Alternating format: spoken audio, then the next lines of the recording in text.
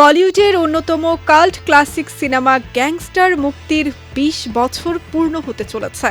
এই বিশেষ মাইলফলককে সামনে রেখে পরিচালক অনুরাগ বসু শেয়ার করেছেন সিনেমাটি নির্মাণের পেছনের কিছু অজানা ও মজার গল্প।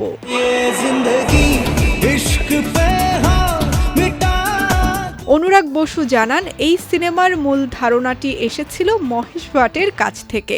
ভাট সাহেব কেবল একটি লাইন বলেছিলেন, একজন গ্যাংস্টারকে তার প্রেমিকা ধোঁকা দিচ্ছে। এই ভাবনাটি অনুরাগের মনে গভীরভাবে গেঁথে যায়। পরে মাত্র ২ সপ্তাহেরও কম সময়ে তিনি গ্যাংস্টারের পুরো চিত্রনাট্য লিখে ফেলেন। সিমরান চরিত্রের জন্য তিনি একজন পাহাড়ি মেয়ের সন্ধানে ছিলেন। অনেক অডিশন নেওয়ার পর কঙ্গনা রানাওয়াতকে দেখা মাত্রই তার মনে হয়েছিল ঠিক এই কাউকেই তিনি খুঁজছিলেন। শেষ পর্যন্ত এই সিনেমার মাধ্যমেই কঙ্গনা বলিউডের নতুন সেনসেশন হয়ে ওঠেন। সিনেমার স্মৃতিচারণ করে অনুরাগ জানান, সে সময় সিনেমার বাজেট ছিল খুবই সীমিত, তাই বাধ্য হয়েই খুব ছোট একটি ইউনিট নিয়ে তাকে শুটিং করতে হয়েছিল।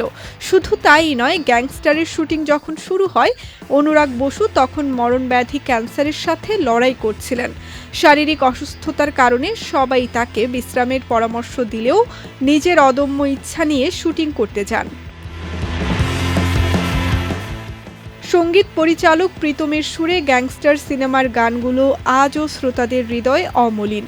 তবে একটি চমকপ্রদ তথ্য হলো, সিনেমার অন্যতম জনপ্রিয় গান ইয়া আলী প্রথমে এই প্রজেক্টের অংশই ছিল না। একেবারে শেষ মুহূর্তে জুবিন গার্গ মুম্বাই এলে গানটি রেকর্ড করা হয় এবং সিনেমাতে অন্তর্ভুক্ত করা হয়। তবে পরিচালক অনুরাগ বসুর ব্যক্তিগত পছন্দের তালিকায় শীর্ষে রয়েছে জেমসের গাওয়া কালজয়ী ভিগি ভিগি গানটি। অল্প বাজেট, শারীরিক অসুস্থতা ও একঝাঁক নতুন প্রতিভা নিয়ে শুরু হওয়া এই সিনেমা আজ বলিউডের ইতিহাসে একটি মাইলফলক। অনুরাগ বসুর সাহসী পরিচালনা আর কঙ্গনা, ইমরান হাশমি, শাইনি আহুজাদের দুর্দান্ত অভিনয় আজও দর্শকদের মুগ্ধ করে।